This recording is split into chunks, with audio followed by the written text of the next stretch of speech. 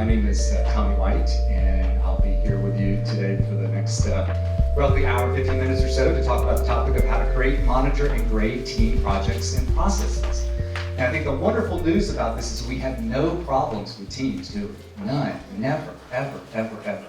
So what I hope to do today is give you a little bit of a process to maybe help think it through a little bit and manage it and monitor it as we go through this. So here's our agenda, just brief little quick introductions. Why do we even want to have a team project? Kind of a question sometimes that's out there. We'll look at some different types of team activities. There's some informal ones that you can do within the classroom, but most of my focus is going to be on sort of the formal one, the big dog that you do maybe as a semester-long project or something that really has a lot of weight to it in terms of the grading and the responsibilities. We'll take a little bit of time to talk about how do I create teams, and then probably what I think is one of the most important processes, this administering of the process of the team, and what our role, I think, should be in doing this and helping with this particular process here. We'll talk a little bit about outputs from the projects, and then we'll close with some discussions and things like that to go along with that. Okay, so that's what we hope to accomplish over the next hour and 15 minutes or so. So real quickly, just to get you guys awake after coming out of your first session here, I want you to turn to your neighbor, pick somebody new that you don't know. It's always fun to meet somebody new. All right? Take a couple minutes, just introduce yourself, your school, and discuss what you think is your one big problem that you have with teams, if you've worked with teams already. So just real quickly about myself, I am a turned faculty member here, so I come from the private sector originally. I've done a lot of startup companies through my career, mostly in international development space, so we have some SIS folks here. I did a lot of my career working in various countries around the world, doing a lot of work with USAID, World Bank, and some of the various other donor communities. Had a great run with it, sold my company in 2008 to a publicly traded called Tetra Tech, and stayed there for about 4 years and ran the subsidiary of them before coming over to Kogod about 7 years ago. I teach 2 courses. One is KSB 100 Introduction to Business class. This is a class that all freshmen take who've declared business as a major into the school. So it's a pretty cool course for us to teach. We actually teach it as a cohort. So all of the professors who teach the class, we teach everything the same. We use the same syllabus, the same Blackboard course site, same assignments, everything is synced together. Same presentations, same case studies. So it's a pretty unique way to deliver a particular course. So I'm going to use that as some of my examples today, using this class as one. I also teach Management 3-3, which is upper level class, which is an entrepreneurship business planning class. And I'll bring in some of my examples of that also, of what I do. And then lastly, the other part I do on campus is I'm the interim director of the American University Center for Innovation, where I help students do startup companies while they're on campus. That's one of our focal points. The other is to actually help sort of spread the idea of innovation and entrepreneurial mindset across campus also. So that's a little bit about me. Something I think is just kind of an interesting fact that we like to share is that in Kogod, students are actually on about 12 teams before they leave the school, which is a big number. Probably be something different, but a pretty big number in terms of that. From what I find with a lot of my other students, because a lot of my classes, in particular the Management 3-3 class, I have a lot of students who aren't in the business school who take this, and most of them have been on maybe one team project throughout their time here. And I'm not overgeneralizing or trying to make any extrapolation on that, but I do tend to see that we do a lot of team projects in the business school, and I see, at least talking to students anecdotally, that there's much fewer that they're on in the other schools. I've personally been on hundreds of super teams, and I've been on hundreds of crappy teams too, and I think as all of us have also in our lives. So I'll obviously bring in some of those experiences too as we go through today's session. So real quickly, so what were some of the challenges you guys have? Anybody want to share something that you came up with? Keep it brief, because I want to move around the room pretty quickly. Anybody want to share one of your challenges? Yes, Chelsea. Team member just ghosting the rest of their team. Yes, so a team member just like rides the coattails of the other team members, okay? Yep. Or does it just, well, not quite that. You're saying just doesn't communicate, doesn't do anything. You never hear from them again. Okay, never hear from them again. Yeah, think Ron. Hey. Yeah, I was going to say, we talked about communication issues. They're hesitant to call each other out. They'll talk behind each other's back, and they're not sure or confident about having face-to-face conversations to work out. Right, so how do we deal with conflict within the team? How do we communicate with the team when, everybody's mostly is risk averse, in terms of doing this, of confronting somebody in a team? Yes, ma'am. That the group members tend to each Yes, and that's a huge issue, huge issue. Everybody gets assigned or assigns himself a section, they all work on it separately, and someone is tasked at the end to pull it all together magically and make it all sound like one paper or one presentation. Yeah, what else? Anybody else? Okay, yeah.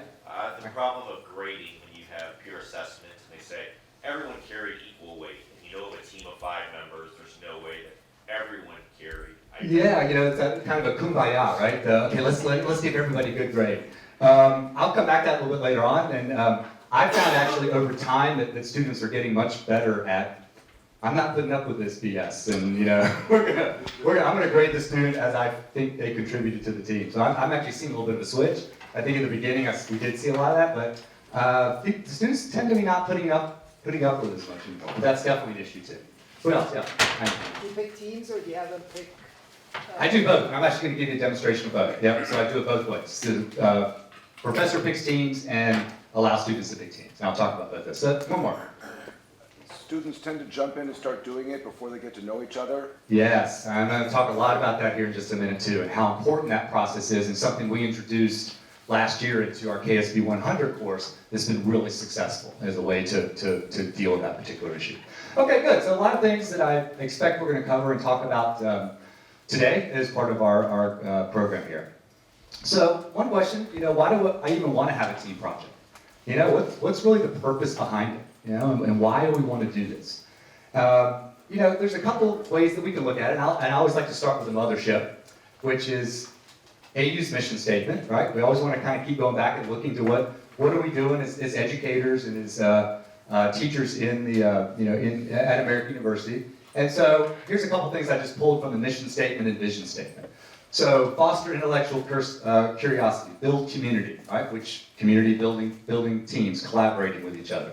A student-centered research university, so focusing on the student and an impact on research. And research means working together, collaborating in teams. And then last, collaborative discovery, which is another piece pulled out of it. So I think we can say, from the mission statement that there's some things in here that resonates with us wanting to do team projects and make this a part of our class offerings. The second thing is, we got to think about employers and what employers are looking for in terms of students coming out and some of the job skills that they are looking for in terms of this. A lot of people call them soft skills. I think the new word, which I actually like a lot better, is called essential skills, because I think that means it has a little bit more meaning to it than just saying the word soft skills. And so here's from a Forbes survey in 2015. There's scores of different surveys out here that you can find on the web. I just pulled one out that I thought was interesting. But this was a survey of Fortune 500 CEOs, and these were some of the things they came up with. The ability to work in a team structure was one of their number one things that they wanted with students coming out of college. Ability to make decisions and solve problems. Well, clearly that wraps into working on a team project. Ability to communicate verbally with people inside the organization, which is how do I persuade people inside of my organization in terms of communications, but certainly outside in terms of sales and presentations and working with folks outside of it. Ability to plan, organize, and priority work. What are you supposed to be doing in a team project? Exactly those things. And then finally, ability to obtain and process information, going back to the research side of things. So from an employer standpoint, having team projects is very, very important because it also builds on all these other skills that the employers are looking for. I'll show you one other graph of a Gallup employee survey. So this is, think about the job you most frequently make hiring decisions for. How important are they for each of the decision making?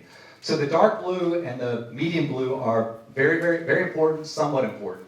So if we look at this level up here, this first one is evidence of teamwork or other interpersonal skills, a whopping, 93% view that as very important or somewhat important, and how well they present themselves during interviews and communication skills is also very high. Roughly what's at 90-something percent, 95, 96% there. So again, from an employment standpoint, this whole focus on teams and communications is something that they're really looking for. Okay, what they're really looking for in terms of students coming out of the university. So as an instructor then, I think we need to think about some things as we're starting to look at our courses and our programs. One is just the overall generalization of fostering collaboration in the classroom, in the work that we're doing. And this could be short-term stuff, and I'll talk about that in just a minute here, or it could be the longer-term project, the big project that you're having the students do. One of the things that we started working on this year in KSP 100 in the Introduction to Business was thinking of, and this goes back to my gentleman's comment back there in the corner, of thinking of when you put a team together, they're really not a team yet, right? And so we came up with a sort of phrase, they're really a disorganized group of folks that have come together. Either we've slammed them together, or they've come together on their own, but they're disorganized. They're not there yet. And so part of our process, over the time period of their team project, how do we move them from this disorganized group into a functioning team and into a well-functioning team? And so that mindset has helped us think through it a little bit better on where the starting point is, because I think we've often used the starting point as sort of a given. Just go and start the project and start working on it. But by putting a little bit of a framework around it, I think that can help strengthen our movement from a disorganized group into a team. And then lastly here, can we actually simulate a real work environment? And I keep going back to the employer issue here. Is there a way to use team projects to actually simulate what they're going to have when they're in the workforce, in terms of working in the working world? So I think that's part of the thing that we want to address. So some types of collaborative and team activities. There's the short, informal ones that are classroom directed. And I know that probably everyone in this room is doing something like this right now. And I'll give you a couple of examples here in just a minute. And then the big formal semester one, where maybe it's worth 25 or 50% of the grade, something big that's really a big anchor to the whole class that you're teaching there. So let me quickly look at the short, informal session. So what do we mean by this? These are collaborative activities that can take place in your classroom, for 10 minutes, 15 minutes, 20 minutes, whatever that is, whatever that time period is. Maybe it's a group of 2 or 3 students that come together. And usually it's to do some type of an exercise, maybe to hold some type of a discussion, right, within the members. But I would also add, I think there should be some type of a pitch, some type of a short presentation of the outcomes from that discussions that the group has. So we're working on collaboration in an informal way, but we're also helping them with public speaking and getting them to talk more, getting them to feel more comfortable talking in small groups. When to use them? Obviously discussions of readings or cases that you might be using in your class. Practicing anything, if you have a content or a subject matter that you're going through, in a lot of detail, and say, okay, let's try it out, let's test it out. Here's a scenario. I want you to run through it, work through it together. And the last one, in my classes, I don't cold call on people, all right? That's just my way. I know a lot of folks do that, some don't. I don't just cold call on people. I go with hands raised and to get dialogue going. So if no one's raising their hands for a particular issue too, I'll say, all right, go talk to your neighbor for a minute, and I expect to see 30 hands up in the air 1 minute from now, right? And that's, again, a great way for them, maybe they're, particularly some of the more shy students or the less confident students, to bounce an idea off of somebody, talk through it, and then they're much more confident to actually say that. So it actually works in a couple of ways to do that in terms of that process. Our desired outcomes, I think, from these little short activities that we can do in our classes, one is, obviously to get better understanding the material, whatever you're teaching and whatever you're involved with, to give them a chance to do it themselves and to work in a small group to discuss it. Increased dialogue, discussions, engagement, within the classroom environment. And then finally, gaining confidence in speaking in the classroom. And I think this is something that we do see a lot with a lot of our students, this challenge of public speaking. When we run our survey with our Business 1.0 students every year, one of our questions is, how would you rate yourself in public speaking?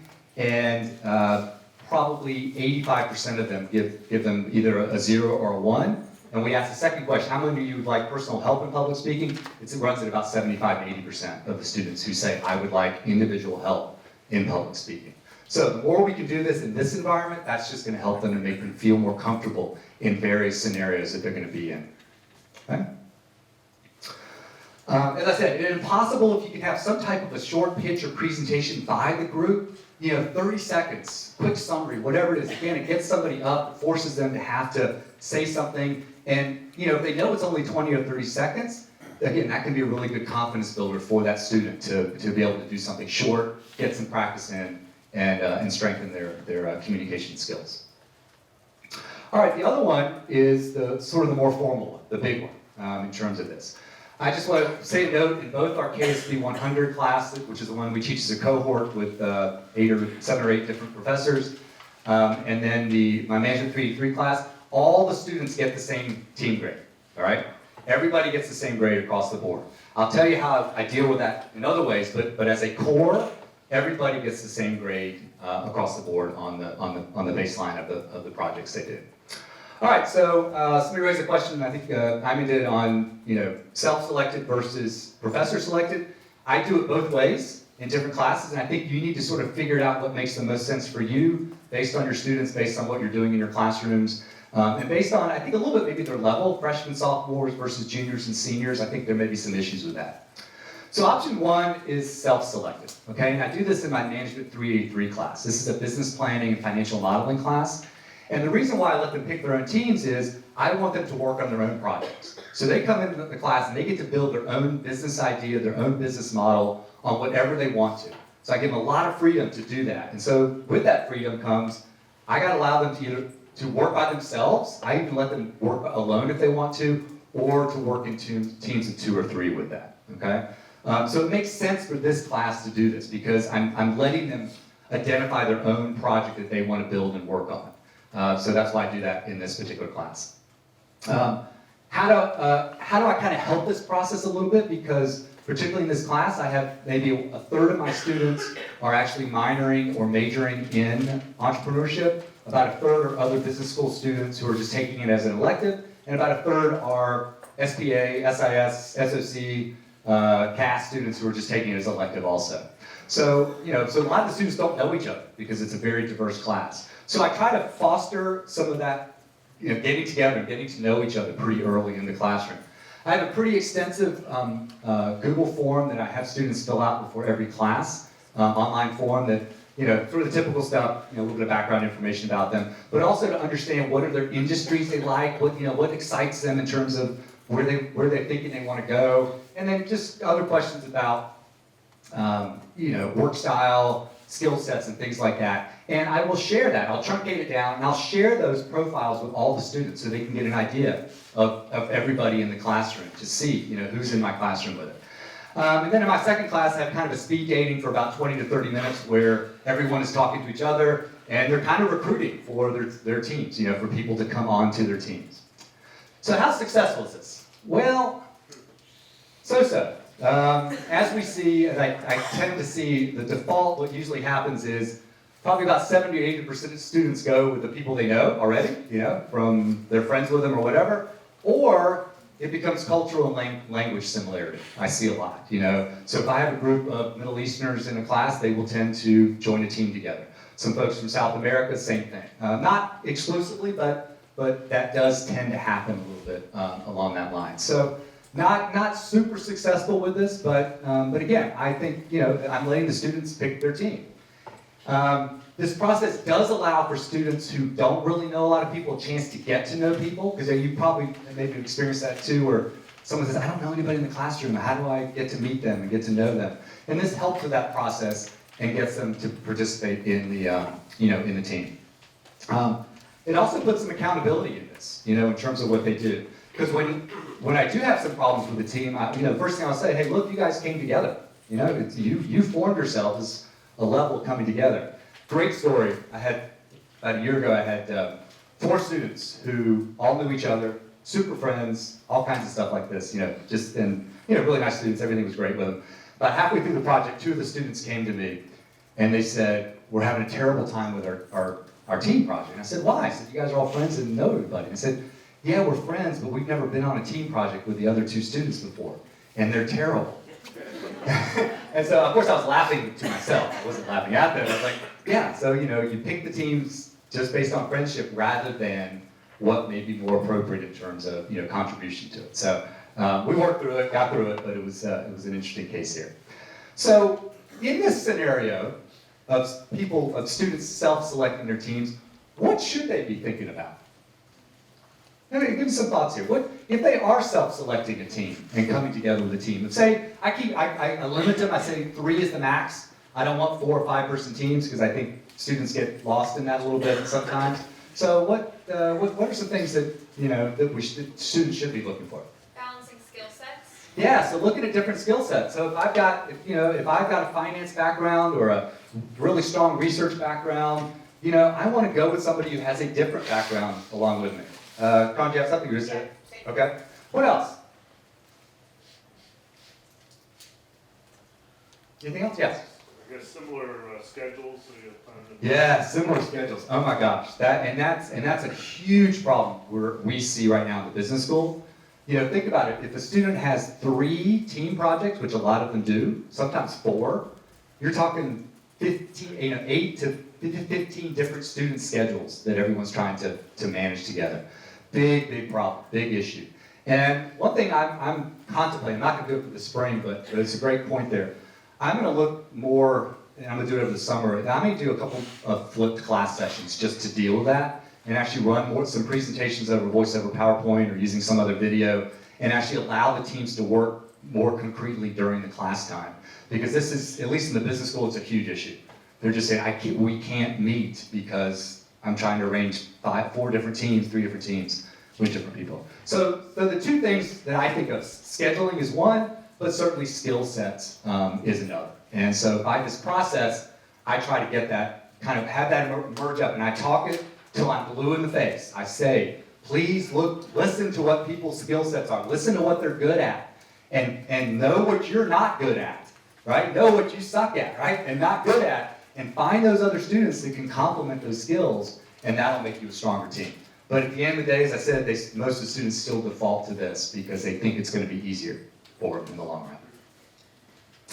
All right, the second way to do it is the professor selects the team, and this is what we do in KSB 100. And it makes a lot of sense, I think, particularly for freshmen to do this. I don't know, I just don't feel they're quite ready yet to maybe do that, take that leap to pick their own teams yet. So we do it, we just do it that way. And so all of us do it, the professors together select our teams. So our goal, in this case, is a diverse team of students. That's what we're looking for in terms of putting a team together. Our metrics are how we do it. It's not super complicated. We look for gender balancing, first. We look for international versus U.S. domestic students, however you want to pull that. We do, in this class, also have a profile that we ask the students to complete and fill out on themselves. We look at that. And any performance so far in the classroom, any writing assignments they've done, how they're doing in class participation to get a gauge for that. And that works okay. I mean, it works okay. Our issue is that we do it very early in the semester, about 2 weeks in. And so, how can you really make a good judgment on students at that point? I mean, you can't, right?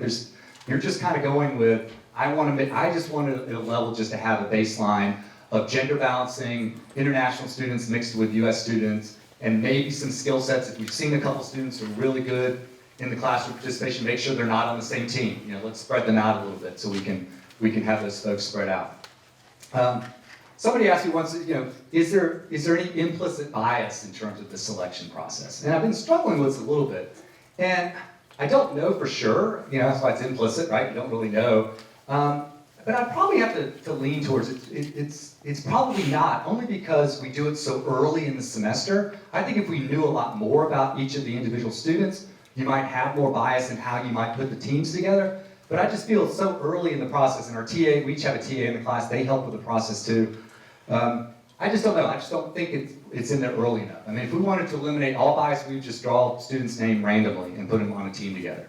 And I don't know if that's the right direction to go either for it, because then we might end up with 3 or 4 students from the same country or, the same, gender. And I just don't know if that's the right thing we want to do early on in the class. So, it's not perfect, but it works for us, and I think it works pretty well at a freshman and maybe a sophomore level in terms of putting teams together.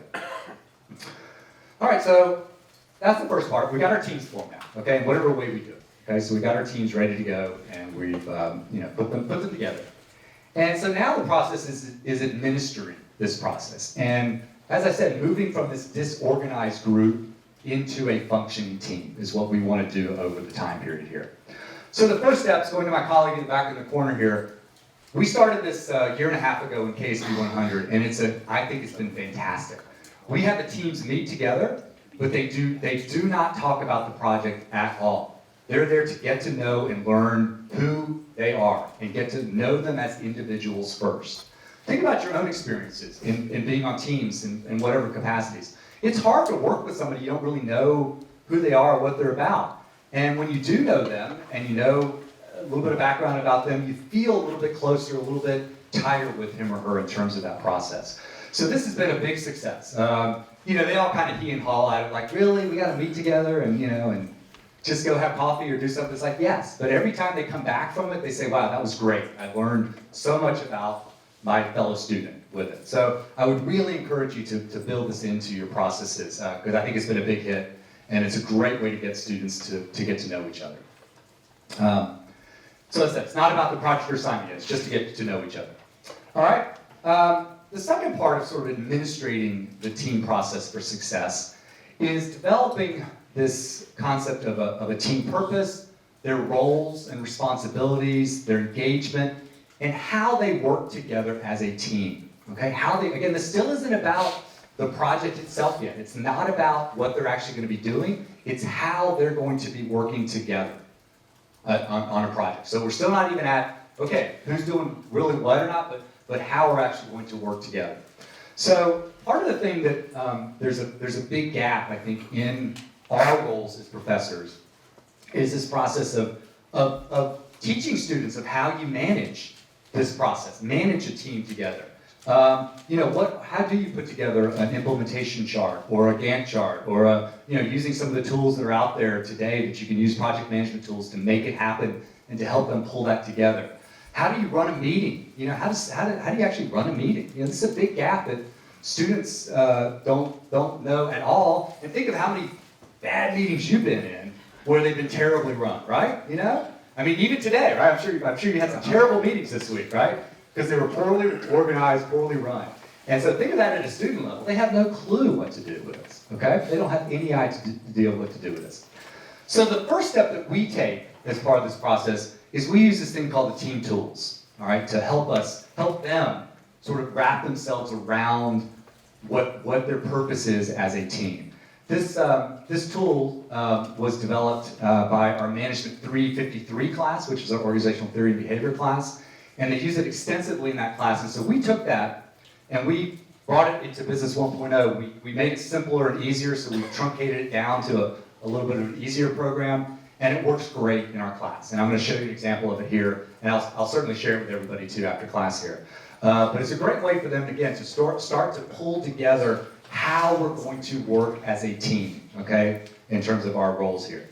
So I'm not going to talk any more about this, and the main reason is in working with CTRL, we decided to pull it out, and I'm actually going to do a separate session, a chalk talk on this specific issue in February, on February 18th.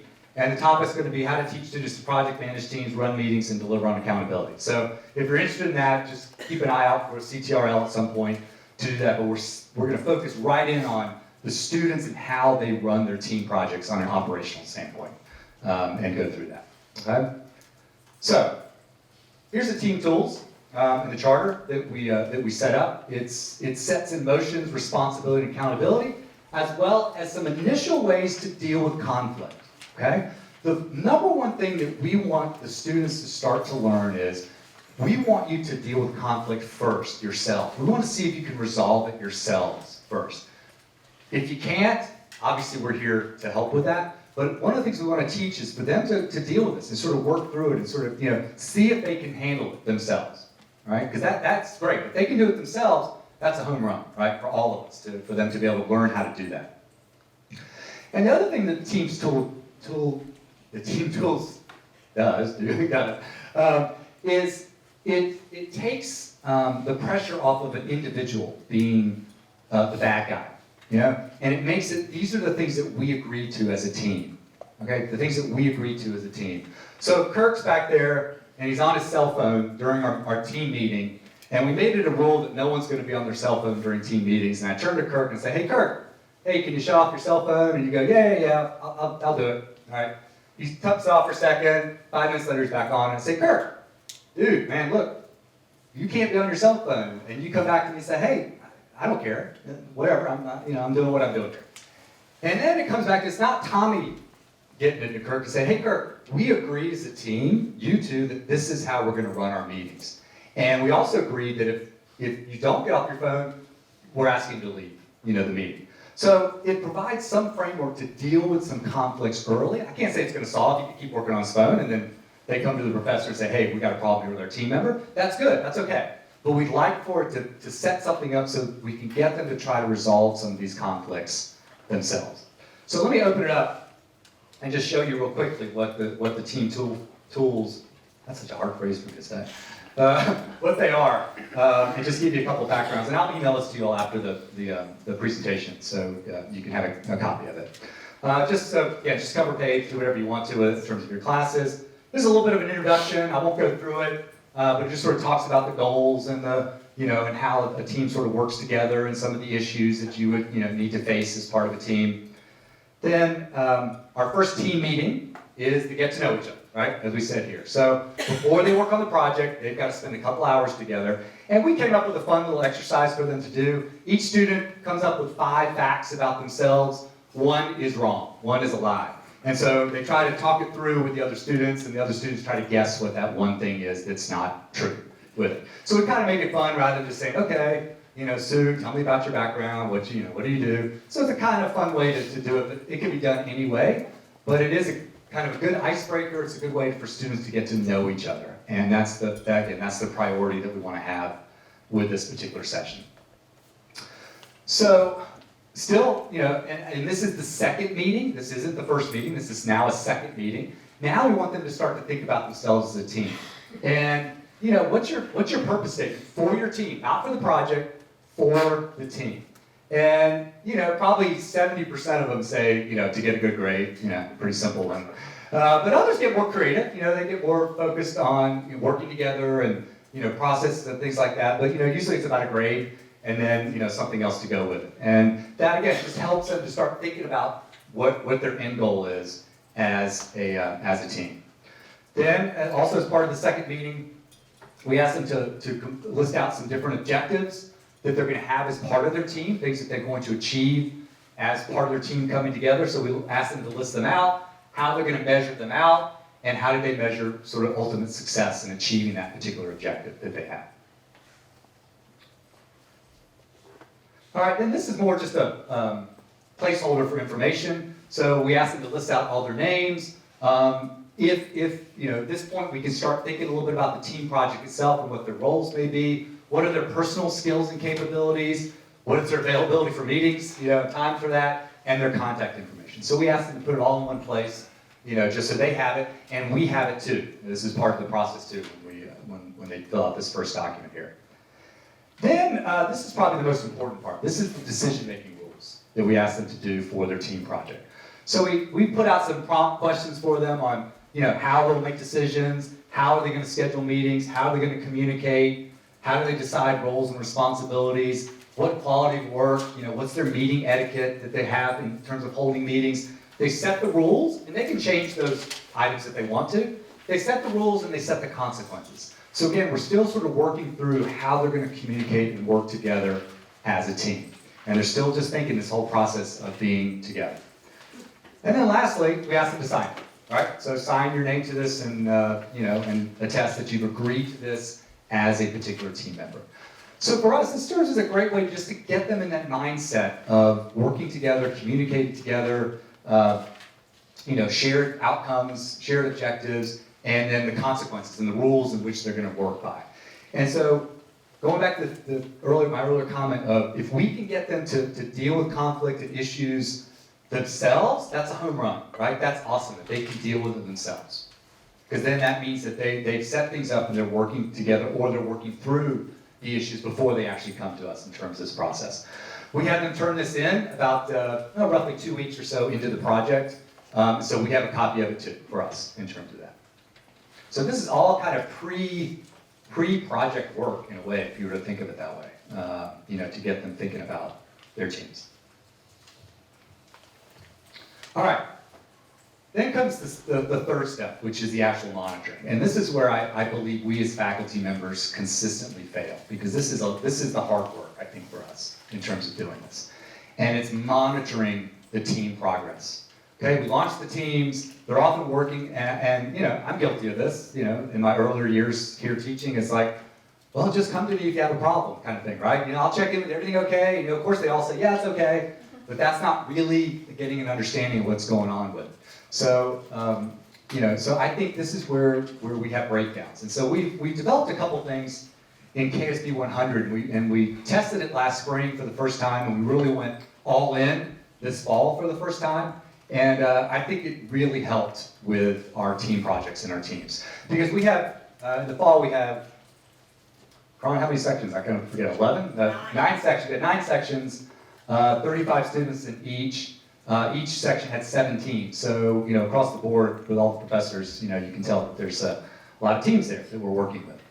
So, what we asked them to do, so they turned in the team tools to us. About 2 or 3 weeks in, each individual student fills out a team status report. Okay, so it's an online form that they fill out as individuals, not as a team, not together, but as individuals.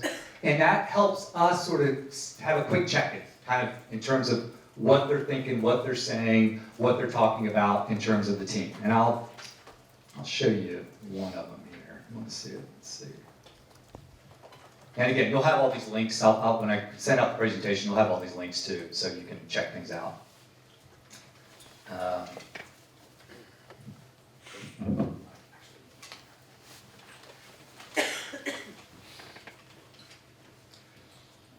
So yeah, just some general information about, you know, your team and stuff. Of course, I've got to select a couple of things here to make it work.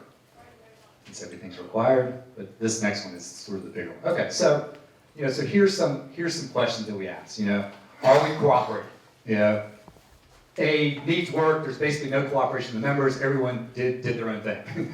B, progressing. Some people cooperated, some did not. So a couple people did most of the work. We got this. Everybody working together, listening to each other, different people using the tools that we provided. Are we communicating effectively? Needs work. Our members were not effective communicating with each other. Seemed either nobody talked or nobody listened to each other. Progressing, occasionally talked, and we got this, we're working along the way. So this is a nice check-in, 2 or 3 weeks into the project.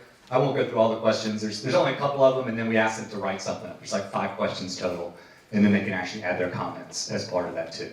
So it's a good starting point for us to get a good gauge on where they're headed as a team. One thing that I found though is they at this point, they're still a little bit kumbaya, which is, you know, I'm not really ready to tell on my, you know, something's not really going right. You know, which again is okay, because maybe they're trying to work it through themselves at that point still, and I'm okay with it, right? You know, that's okay to, you know, to see that at that point.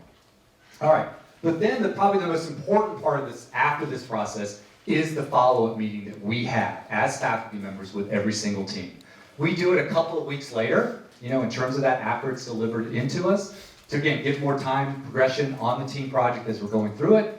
And this is a sit down with them. And you've got to take the time to do this. You've got to spend, you know, 45 minutes to an hour, maybe even longer with the team to really dig deep on how things are going with it. Okay? Because they're going to start out pretty superficial, right? Because they don't want to say something in front of their other students. But as you keep pushing, keep digging deeper, then some of the issues do start to emerge out, and you do get some pretty good dialogue. Yeah? How do you find just the scheduling time on your end and the students' end to do that? It's super tough. You know, I give a block of time. You know, I'll pick a block of time outside of my office hours, and you know, try to do them back to back. I've done some virtually. You know, I've used Zoom before, which is a pretty good substitute. It's not great, but again, you got to factor that in. I've learned to do stuff later at night, like at 8:30 at night, because they're not in class then. And you know, I teach night class, so it's easy for me because I'm there till 8 anyway.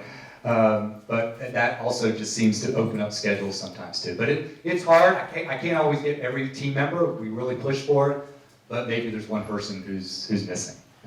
You know, that again, you try to move forward. But this is, to me, is probably the big piece that's missing in the work that we do as faculty members. And I think from what we've learned in this last year in particular, that it is the most important part for them. Then there's a couple more things we asked them to do. At the very end of the project, we have this Well, the other thing too is here you're getting a really good gauge on how they're doing. There may be a team that's just knocking it out of the park, right? They're firing on all cylinders, they're doing great, no issues. But if it's a team you need to work with, you may say, here's what you need to do. I want you to come back next week. Let's talk more. And that's just a judgment call, obviously, on your part. At the end of the project, we asked them to do one more group assessment. I know it sounds like a lot, but it's kind of this, how well did you move from being a group to a team over the 8 to 10 weeks of the project? How do you feel that you actually did as part of that whole process? And I'll show you this one. So in this case, we have a couple of ratings that we do. We worked well to achieve our objective. Strongly disagree, strongly agree. And then we get a couple drop-down menus here to build on that a little bit. On each member did this, we didn't do this, or we had a bunch of challenges here with that. So it's two ways to sort of analyze it, and then there's a chance at the bottom for them to ask to write any more comments that they have on this, okay? And this one is actually graded with 25 points at the end. And this is the first time we used this one. It's a little bit of a challenge to how do we assign points for this? I struggled with it, and a couple of my other faculty members did, because it's kind of based on what you saw up here and your role here, as well as what they did and what they think they did, and how well you observed them with it. So we're still working through this one. It was a little bit of a challenge in terms of thinking about how we actually score the points there. But again, it gave them another chance to sort of to reflect on the team assessment. Then during their whole team project, we had this thing that they actually have to report out on all their meetings they have, and they submit this as part of their final deliverable, whatever that may be. And it's just a form like this. It just talks about the different meetings they had, who attended, what were the major topics they discussed, and what next steps they took as part of this. So again, this is a good thing for you to see, who missed meetings, right? Because you're not going to lie on this, or who was late. So we give them some different categories: attended in person, attended remote, absent, late. So you have categories here as you starting to evaluate the individual student's role on the teams. And this is submitted as a team, so everyone, ostensibly agrees with what was said, in terms of the information here. All right, then the last thing they do.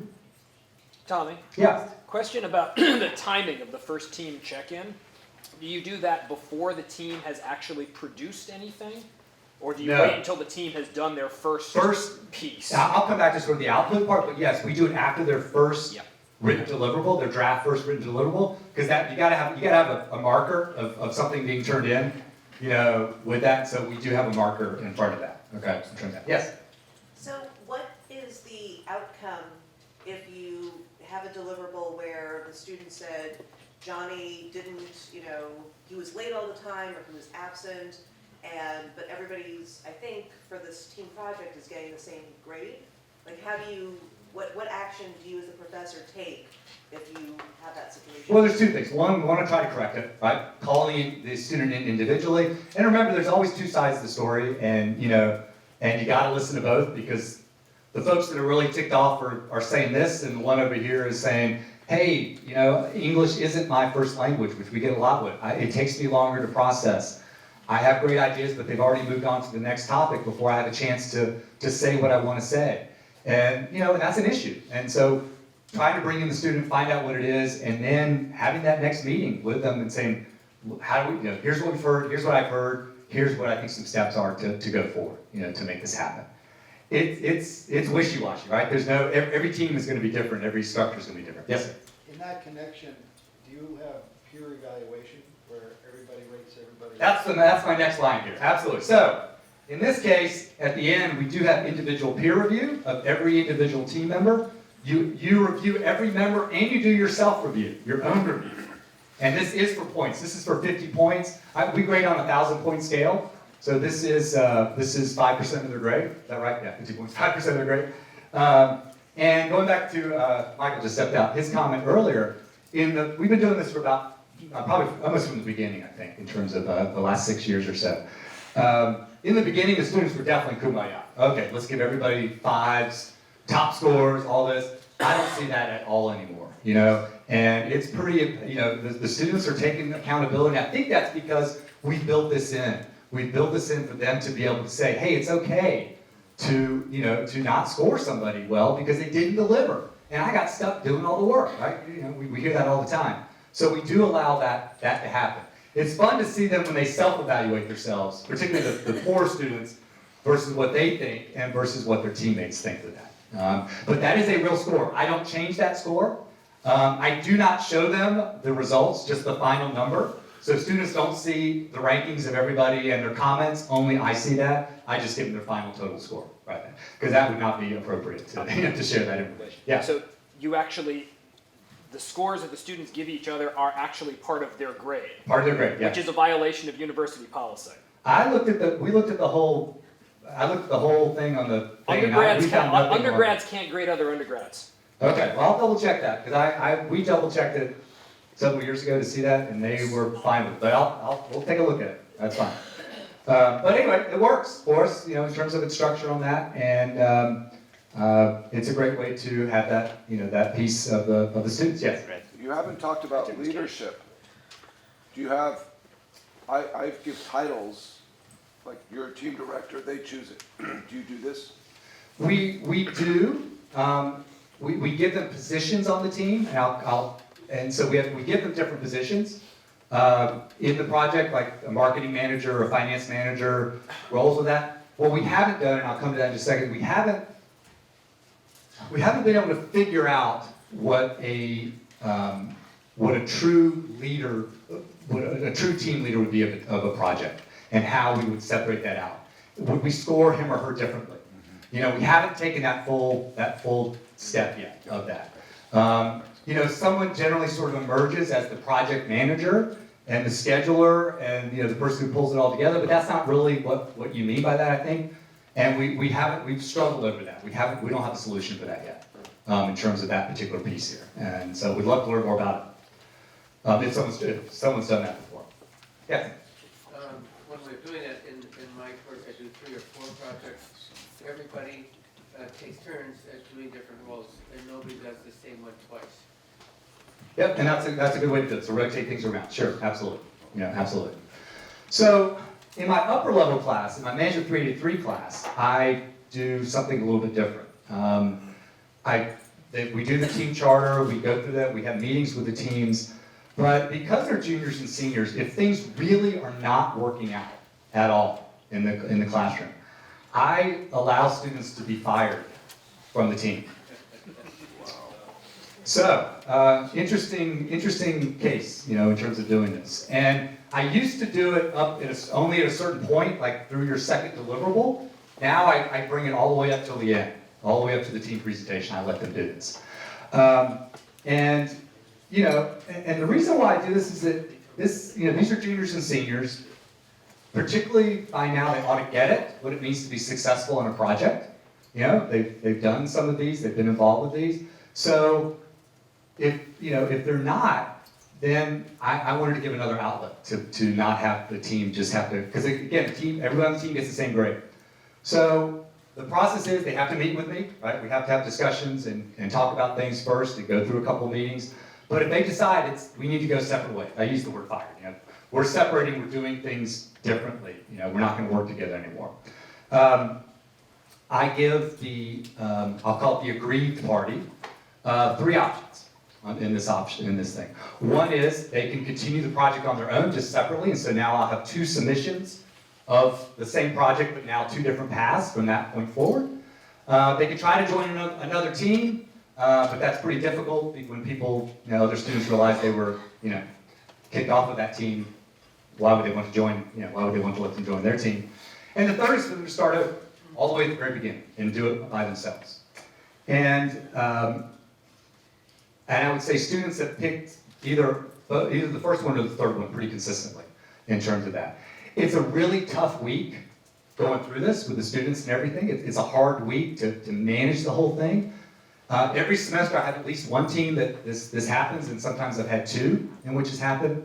And so because of that, and afterwards, I always talk with them afterwards. And to a T, every one of them has said, this was the best thing that happened to us. It was a tough week, but I'm so glad that this is where we all ended up. Even the aggrieved party realized at the end that this wasn't working, that he or she wasn't contributing what they wanted to, and it was time to, it worked out at the end here. So it's a pretty big deal, like I said, for about a week in terms of going through it and dealing with it. But so far, the results have been really positive and good on that, to allow that to happen. You do that in a manner, you said it could be at the end, but before a drop date at all? It usually happens after a deliverable, something that's been submitted, and and the way I do my stuff, there's several drafts that I grade along the way as part of that, and at the very end there's a team presentation. So all the way up till the end, they can say we don't want to work on the team presentation with this person. At that point, they usually would just do 2 separate final presentations, as 2 different groups along that line. Okay. So it's a pretty interesting thing, and again, I think that's pretty real life, in terms of not working on a team, not contributing well to be successful with it. So going back to your comment about not having one official leader, this is something we haven't done yet. We haven't pulled the trigger on this yet. At least I haven't yet. Because I just haven't figured out how we do this. How are they graded differently? How are they taken within the role of the team? What responsibilities do they have? Can they fire somebody from the team, without my input on that? So it's a little bit hard to think about how we do it. So we're still struggling with this, and hopefully at some point we might be able to try it at some point. All right, so that's kind of the process of setting up, managing, monitoring teams. And now, just real quickly, I want to go through a couple of the outputs that we expect from some of our teams. Usually in some cases, there's some type of a written document to go with it. And as one of our colleagues said a few minutes ago, or at the beginning, on how do they actually write a project, it's pretty straightforward. They create a shared Google Doc. Everyone is assigned a section to it. Someone pulls it all together and they submit it. And that's a pretty standard format for the students that I've seen in terms of what they work on. I don't like that structure. I really encourage students to work together on each section, to brainstorm together, to do the work together. Maybe they assign one person to write that particular section, but what I see is that everything is sort of done in a silo and not done as one. And so I really try to encourage that a lot more to make that happen, so that they can actually do that better than this. Because you've read papers and you can tell when there's 5 different people that have written a paper, and it just doesn't come across as well. But this is the way they do it, and we try to push them to do it a little bit differently. How you should grade this, I'm a big believer in drafts, feedback, grade, draft, feedback, grade, draft, feedback, grade, or particular, it's just my alarm to keep me on time. In terms of A, I think it's really important for learning experience, but B, I think it's also very important in terms of real life, because that's what happens in real life. We don't just turn something in at the end of the day, and that's our final version that goes in. So I'm a big believer in doing that, and so as part of the, you're fired, there's some points here where that could certainly happen after that. The final graded one, which is usually what they hand in, the last day of class or the last day of exams, certainly there's points to it. Whether you give a lot of feedback at that point is kind of up to you. It's the end of the semester. It may not be as helpful or useful at that time, but it's certainly something to consider. My second drafts are usually the ones with the most points to it. So the first draft is maybe, I'll just use some numbers here, 25, 50 points. This may be 200 points, and the final version may be 75 or 100. Because to me, this is where the big heavy lifting of the work needs to be done, and now you're just fixing things up and cleaning things up with it. And that seems to work pretty well. You might also want to consider in-class peer review, exchanging papers, giving feedback along the way, and that works really well, particularly if you've got different sections that are due to give to students and let them, comment on each other's papers, provide that back. We do that in KSB 100, even as freshmen, and certainly in upper level classes. So that's a nice way too for students to get some validation on, am I on the right track or not? And it works, it definitely works. Rubrics, I know you can't read this up here, but definitely believe in using rubrics in terms of grading. I think it's a great way to help you organize your thoughts on what's important to you in terms of the write-up and the written document and the point scoring. So I know you can't read any of this right now, but basically these would be the different sections of the business plan, which is what they write, here's what I'm looking for in terms of the score. Here's the draft. The first draft is worth 25 points, and here's the different points. They only have to turn in this part for the top level, so these are all zeros at this point. And then their final written one, there's actually a draft in the middle here, is worth 125 points, and you can see the point scales that go along here too. And I always provide comments. Half the time I'll write them in the document. The other half I'll do them in other columns going out this way. So it just depends on what level they are at the paper. The earlier papers I like to write comments on the paper. The later versions, whether they should be better, right? They should be a lot stronger. It's more just comments that might go into the side. The second thing is oral presentations, and this is something else that I think is really important to think about. We launched this year some required practice sessions for oral presentations, and that has turned out to be really, really helpful. We used to just say, okay, here's some ideas, here's the template for the presentation. You know, if you want to practice it, try to. If not, you know, you're kind of on your own to do it, and then they present the last day. And so what we instituted this year, in both in KSB 100 and in my entrepreneurship class, is we have peer reviews. So a week before the presentations are due, students will come in and they will, you know, practice in front of other students and get the feedback from them. I also do for my upper level classes, they'll come in 2 days before the final presentations, and I will hold 15-minute sessions with every team, and they will do a practice pitch in front of me, and I will give them feedback at that point before they do the final. That works really well because it forces them to do the draft early and get something going early rather than just waiting to the last minute. And it makes them have to do that practice session a little bit early.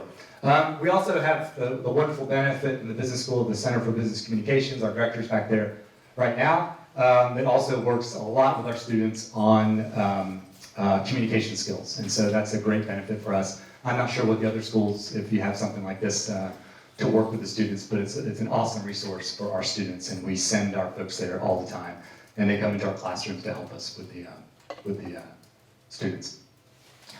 Have a little bit of a different rubric for the oral presentation that they do. It's a little bit looser because, you know, they're coming in, they've got an 8 to 10 minute presentation. You've got to score them pretty quickly right then and there.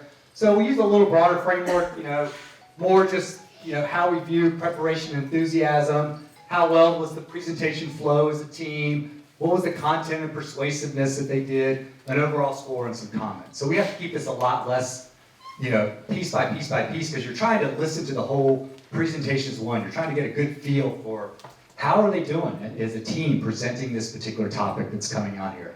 So we went with less sort of grading touch points, and so it's a little bit tighter, and looking really more for just the overall look and feel persuasiveness of that presentation, how well they work together as a team in presenting that particular topic.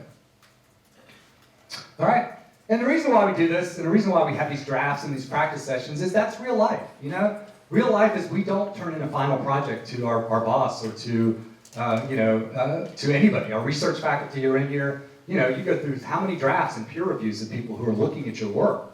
You know, you never submit anything final. So why should we ask the same thing here when that's not what happens in real life? All right, so some last comments. Team projects should be used to build collaboration skills in both written and oral communications. I think that's probably our overriding goal here in terms of what we want to accomplish. The second one is, you know, we as faculty need to take on more of a role of this monitoring role, and the process between when the team project is launched and the final deliverable due date to make a commitment to work with the teams.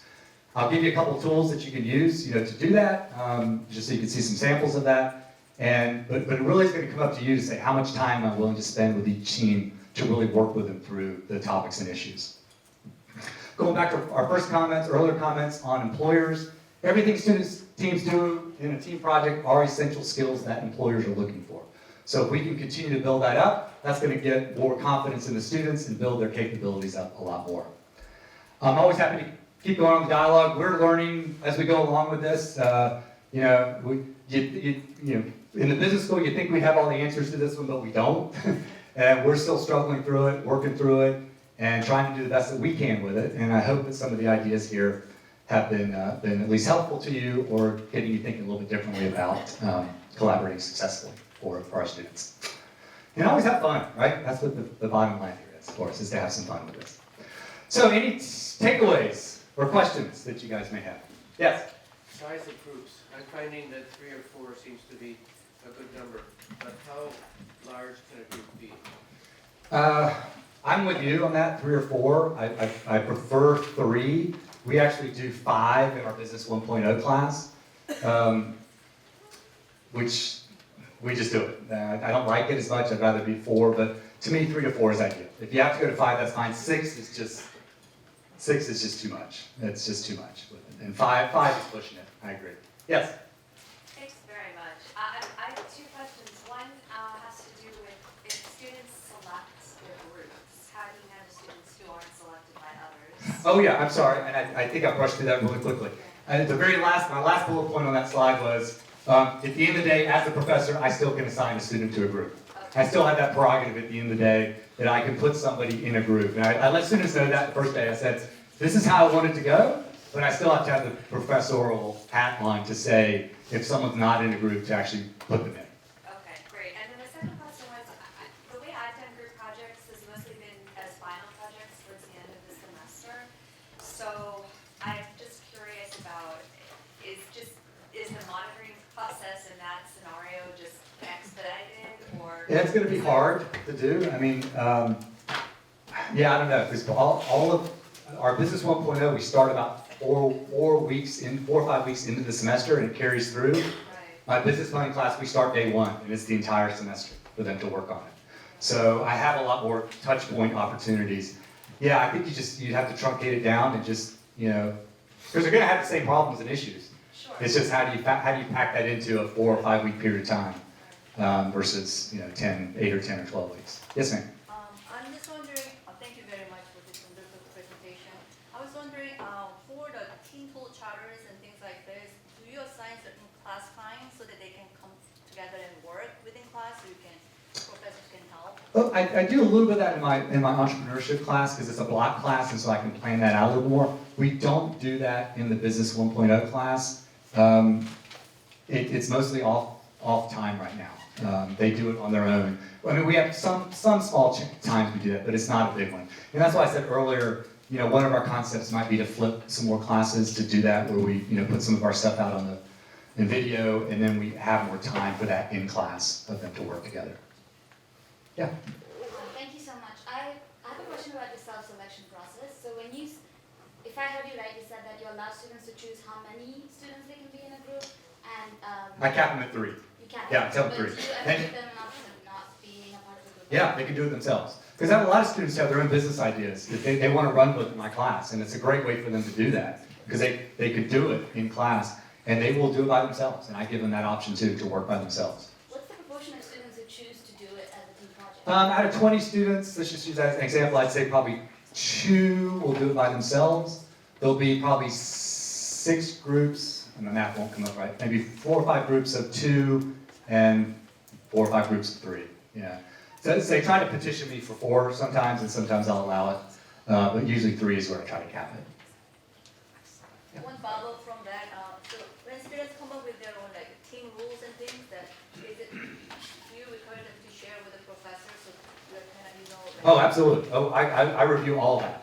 Like, I'm looking for problems, and I ask them, can you solve this on your own? If you can't, come see me, right? At the end of the day, they still got to come, you want them to come to see you if they can't resolve it. You don't, and everybody's had this happen, you don't want the 2 best students to show up the day before the assignment's due and say, Timmy has not turned in his stuff yet, what do we do? And I'm like, well, you suck it up and you do it yourselves and you pull an all-nighter, or you leave a section out and everybody gets a lower grade. I can't help you at that point. I can't help you the day before in terms of doing that. Okay? Listen, I need to wrap it up. I'm getting my signal back here. Thank you all very much for being a great audience. Great questions. And I'll be around for other stuff.